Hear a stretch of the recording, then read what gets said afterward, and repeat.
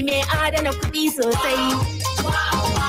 Dan tufafu da launukan su don wanke kowane tufafi ka.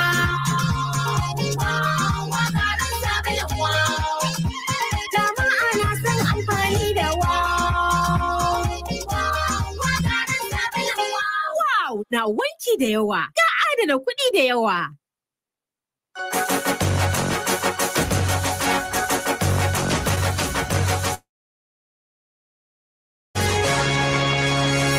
This is Freedom Global News. Kano State Government launches committee to remove buildings hindering power lines. Independent National Electoral Commission says no underage persons will vote in 2023 election. Correspondent reports on World Television Day. And on the foreign scene, Uganda 1,000 troops to regional force against M23 in Democratic Republic of the Congo. Global News.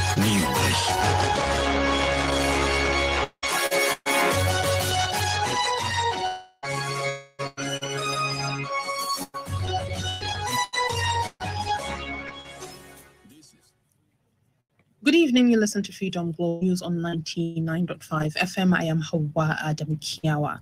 Today is the 21st November 2022, which is equivalent to the 27th of 1444 after Hajj.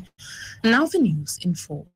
The Kano State government has launched a committee of 20 members tasked with removing buildings under the Transmission Company of Nigeria power lines from Kumbotso to Abunti and Kumbotso to Rimanzakara. While inaugurating the committee, the Kano State Governor, Dr. Abdullahi Umar Ganduje, said that the committee will be headed by the staff and the head of Kano Service, Alhaji Usman Muhammad, and includes who are necessary to ensure the success of the project.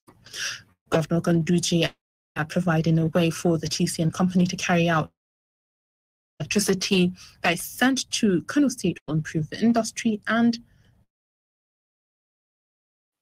what we require now is to go into action. And the project before us, development of Kano State, is a project that does not require political interference, does not require religious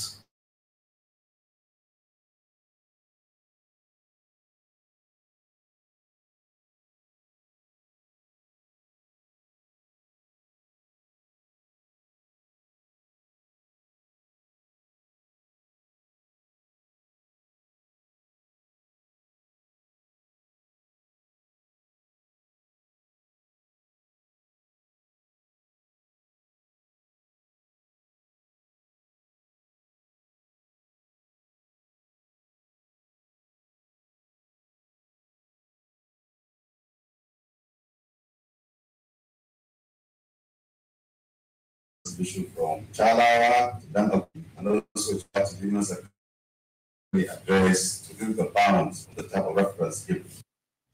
In-house correspondent Upper East Ahmed reports that the committee complete its work and submit a report within 4 weeks.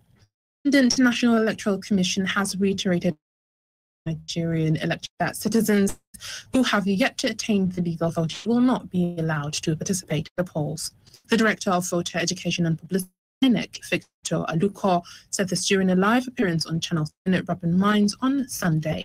He gave assurance that the register will be cleaned up and no underage voter will vote in 2023. He said after finishing with the claims on Friday, they will be taken for further claims based on the complaints of people. Local stated that after collating the complaints, ANEC's revision officers at various levels could work on them. ANEC had this month made the public on its website for the first time in the nation's electoral history.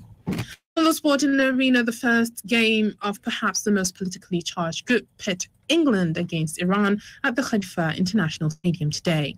Zara Zanna has details of this and other sports updates.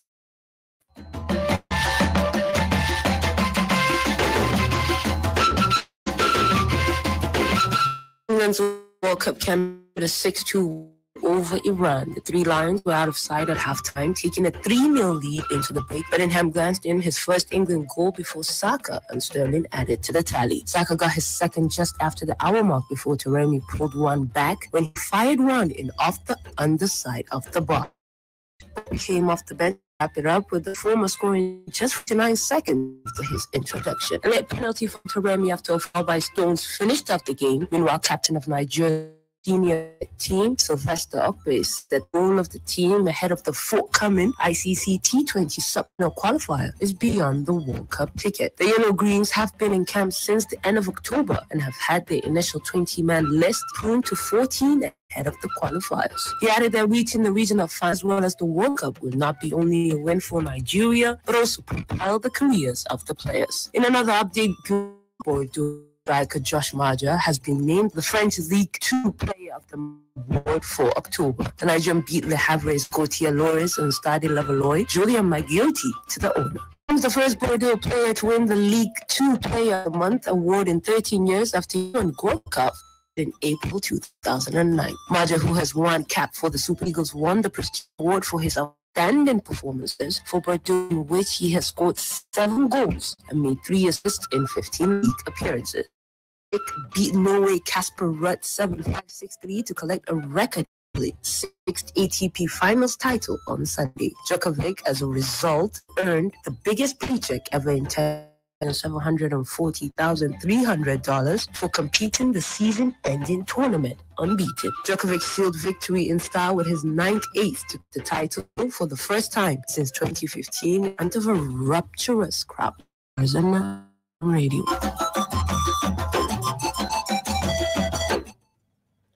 The global news is coming to you from Freedom Radio 99.5 FM. You can send your comments, opinions, not just live on Freedom Radio Nigeria on Facebook. You can get the website freedomradioenergy.com or call us through this number 082 444163.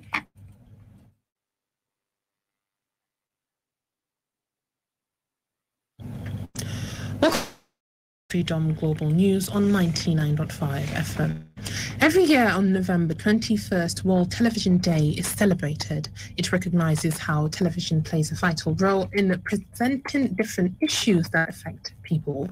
To this end, correspondent Ramatan Uba takes a look at the importance of the day and files in this report. In 1996, the United Nations General Assembly proclaimed November 21 as World Television Day. This date read the first World Television Forum held that year. During the forum, leading media figures the significance of television in the ever-changing world. It is celebrated to highlight the importance of television as some electronic tool since its invention. In one of the most vital sources of entertainment, it has equally been an important tool to educate and inform people. TV was first invented by a Scottish engineer, George Baird, in 1924. Some Kano residents speak of television in their lives. The impact it has on people, general public. Just imagine the world without television now. This 21st century without television. Television has, apart from playing its role as the educative function, entertainment, the person that is watching television, his intelligence cannot be compared to children that do not watch television, and it increases the vocabulary of children. The importance of television in the lives of humans can never be emphasized. I'm looking at the fact that it educates, it entertains, and it also informs the general public in an audio and visual content manner. The world is now a global village. The television is helping us in educating the general public on this aspect of the world as a global village. As a Nigerian that never traveled to a lot of countries, but you can say a lot about a lot of countries. The Director General of Abubakar Rima Television, ARTV, and the Chairperson of the Broadcasting Organization of Nigeria, Board, Hajjasa Ibrahim, describes TV as an instrument used in checkmating government in accountability. Television has impacted very well has played a role in making people quite aware of their environment, quite aware of the policies and programs of the government as they affect them, and also has impacted very well in bridging the gap between the people who govern them and the people who are being governed. An erudite communication scholar, Dr. Ashur Tukur Inua from Bayero University, Kano, said television enriching the spiritual lives of people. Television helps us enrich our spiritual lives, meaning our knowledge is broadened in many ways through different religious programs. People that don't go to school are like housewives that stays at home. By Maya watching programs in television, they became knowledgeable because of the kinds of the programs they listen at home. The theme for this year focuses on recognizing the impact television has had on decision-making by bringing world attention to conflicts, threat, peace, and security. Muhammad Sanuba, Freedom Radio. For tomorrow's weather forecast in some cities in Nigeria and parts of Niger Republic, here is the report.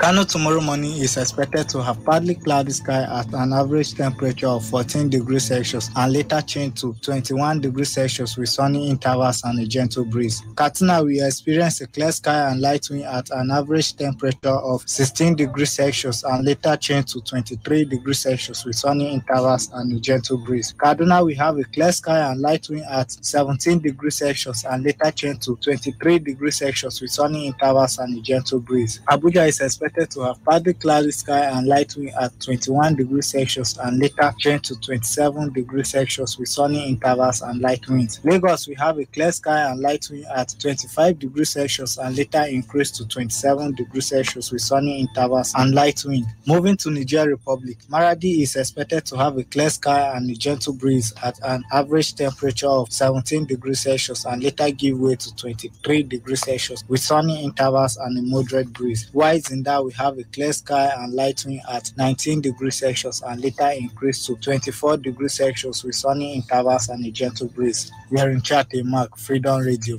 And on the foreign scene, Uganda's army said today that it will send 1,000 troops to neighboring Democratic Republic of Congo by the end of the month to join a regional force mandated to help end decades of instability.